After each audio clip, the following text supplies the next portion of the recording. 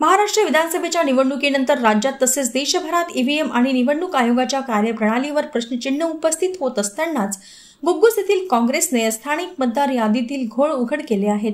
शहरातील एका बंद घरात तब्बल 119 विविध जाती धर्मांचे मतदार नोंदविल्याचा प्रकार काँग्रेसच्या तपासणीत उघडकीस आला आहे। काँग्रेस शहराध्यक्ष राजू रेड्डी यांच्या नेतृत्वाखाली केमिकल वार्डातील सचिन बांदुरकर यांच्या मालकीच्या घराची पाहणी करण्यात आली।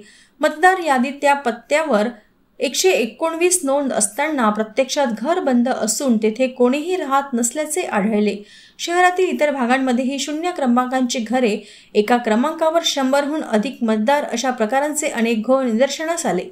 स्थानिक स्वराज्य संस्थेच्या निवडणुकीपूर्व मतदान याद्यांची तातडीने दुरुस्ती करून स्वच्छ व पारदर्शक मतदार यादी प्रकाशित करावी व याप्रमाणे बोगस मतदार याद्या निर्माण करणाऱ्या कर्मचाऱ्यावर गुन्हे दाखल करण्यात यावे अशी मागणी काँग्रेसतर्फे करण्यात आली असून लवकरच काँग्रेसतर्फे निवडणूक आयोगाच्या विरोधात आंदोलन छेडण्याचा इशारा काँग्रेस अध्यक्ष राजू रेड्डी यांनी दिला आहे।